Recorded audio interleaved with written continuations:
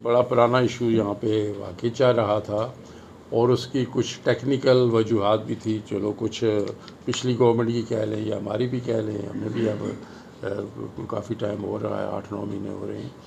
बहरहाल मैं जिस दिन से सदर बना हूँ मैंने इस पे पूरी वर्किंग शुरू की हुई है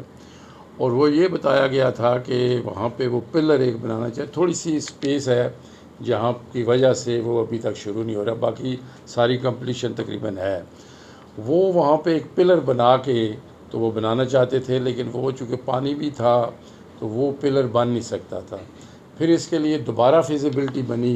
कि उस सिलसिले में कोई स्टील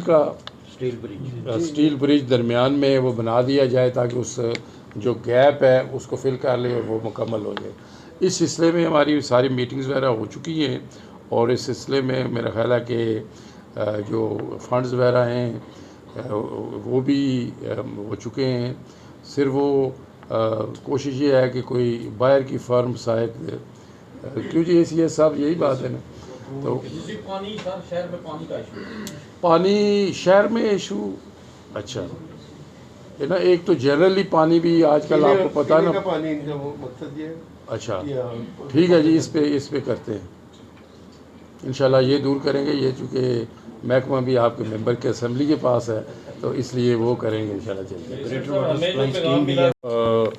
न्यू मीरपुर सिटी के लिए एक पार्क भी हमने मुख्तस करने का फ़ैसला किया है और उसके 100 कनाल पे मुकीद एक न्यू सिटी पार्क बनाया जाएगा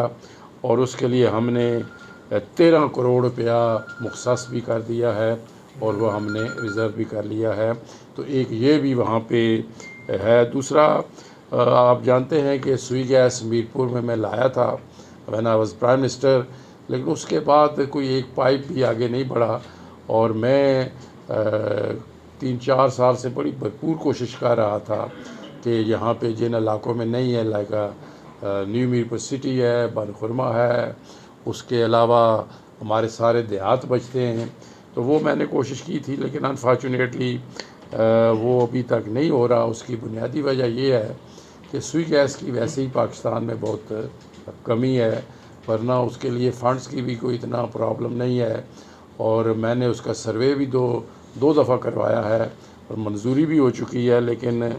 जूँ ही तो वो थोड़ी सी जो बेहतरी की सूरत हाल बनती है तो उस पे हम इंशाल्लाह सुई गैस भी जो है वो कुछ बातें हो रही हैं बाहर से आने की भी सुई गैस की,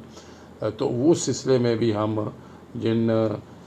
एरियाज़ में सुई गैस नहीं पहुंच सकी वहाँ भी हम कोशिश करेंगे कि सुई गैस वहाँ पर पहुँचे। तो इस सिलसिले में हमने सारे डिमार्केशन भी उस वो जगह की हमने करने का फ़ैसला किया है जहाँ पे ये सारे वो अपना प्रोजेक्ट बनेगा और उसके साथ साथ बाकी भी जिस तरह मैंने बताया है कि उसका PC1 और दीगर फंड्स वगैरह भी सारे मुख्तस हो चुके हैं और ये एक बड़ा दरीना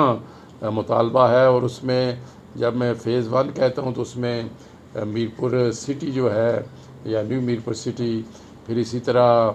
अकालगढ़ है और उसके अलावा चकसवारी है, डुडियाल है, तो वो भी सारे हम इंशाल्लाह जिन लोगों का हक बनता है वो इंशाल्लाह हमने आज मीटिंग में सारा फ़ैसला कर लिया है। जी हाँ, 8,000 कुल बनते हैं ये जो इसके हकदार हैं और मीरपुर के 3,000 समथिंग है तो 3,400 वो भी उसमें शामिल हैं। तो इसके लिए आज हमने ये एक मैंने पहले जैसे कहा कि 17 जनवरी को मीटिंग की थी और ये सारी चीज़ें अब हम तैयार कर चुके हैं और इंशाल्लाह आज ये तमाम हमने फ़ैसले कर लिए हैं ताकि इसका फौरी तौर पे काम शुरू वो एडजस्टमेंट उनकी करेंगे, उनको सेटल करेंगे। इसके लिए वो जगह भी है और उसके लिए आज हमने तय कर लिया है कि फ़ेज़ 1 जो है उसके लिए हमने फ़ंड्स भी मुहैया कर दिए हैं तकरीबन 1 अरब और 30 करोड़। दूसरे फ़ेज़ के लिए भी हमने इनिशिएट कर दिया है और वो भी इंशाल्लाह ताला उसमें एक लास्ट टाइम भी हमने जो मीटिंग की थी उसमें हमने फ़ैसला किया था कि जो इसके जिनका हक बनता है उनको 5 मरले के प्लाट देंगे, लेकिन हमने मज़ीद गुंजाइश निकाली है कि 5 मरले शायद थोड़े हों, तो अब फ़ी हम 10 मरले के वहाँ पे मकान बना के तो इंशाल्लाह वो लोगों को देंगे। उसके लिए हमने PC1 का भी फ़ैसला किया है कि वो 8 हफ्ते के अंदर अंदर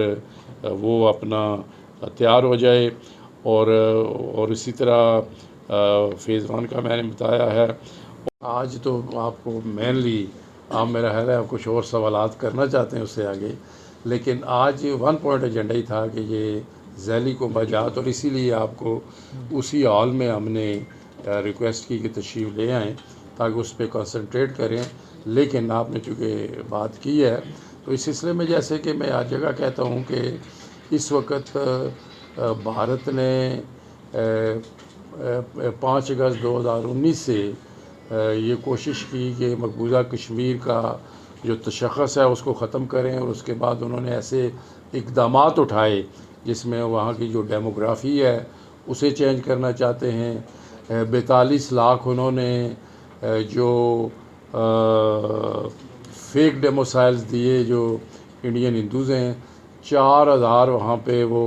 इंडियन हिंदूज़ और बाहर से कुछ सरमायाकार ला के मकबूजा कश्मीर में सरमायाकारी के लिए उन्होंने दरख्वास्तें दे रखी हैं, और पिछले चंद माह से वो वहाँ पे डीलिमिटेशंस कर रहे हैं ताकि वहाँ पर आप जानते हैं कि मकबूजा कश्मीर में जो इलेक्शन होते हैं उसका वैसे तो all party Hurriyat conference boycott करती है, क्योंकि वो ये कहती है कि ये इंतखाबात किसी सूरत भी जो right of self determination UN के रेजोल्यूशन के मुताबिक कश्मीरियों को मिला है उसका अल्टरनेट या मुतबादल नहीं है। लेकिन फिर भी वहाँ पे कठपुतली हुकूमतें बनती रहती हैं। लेकिन अब भारत चूँकि इस बात पे तुला हुआ है कि सारे मसले को ख़त्म करना है, तो वो इसलिए वहाँ पे चाहता है कि कोई हिंदू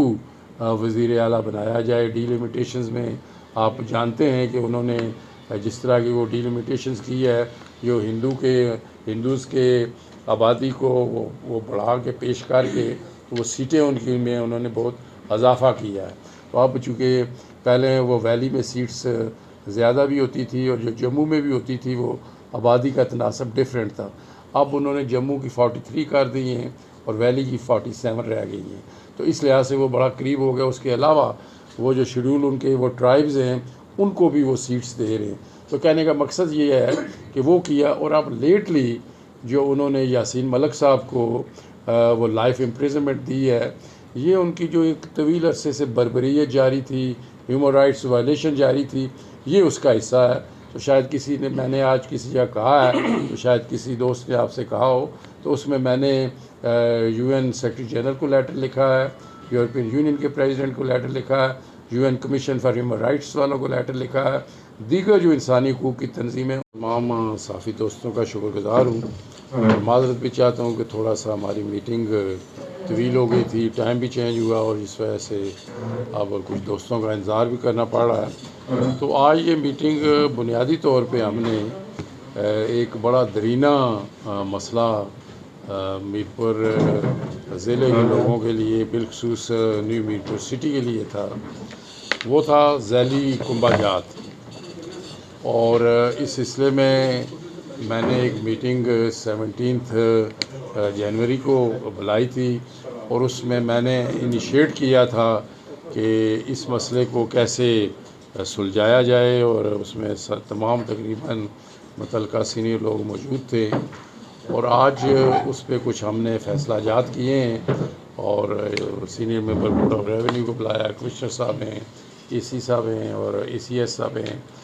और मेरे सदारती मुल्की सेक्रेटरी भी मौजूद हैं। तो हमने आज ये फ़ैसला किया है कि ज़ैली कुंभा जात के सिलसिले में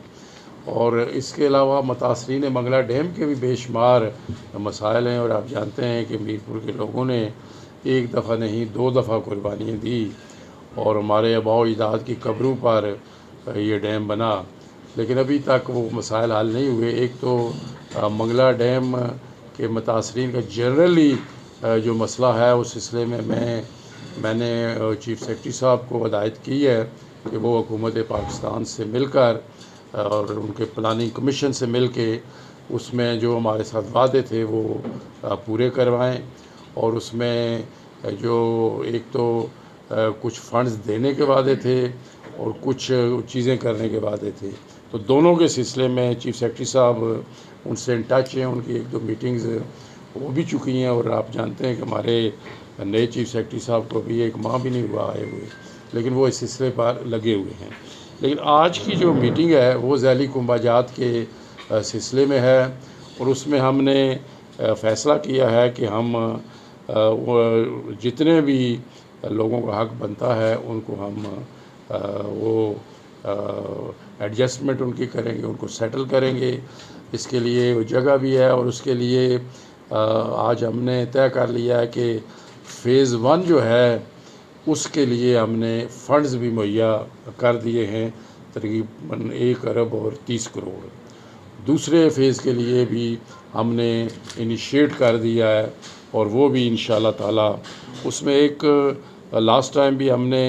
जो मीटिंग की थी उसमें हमने फ़ैसला किया था कि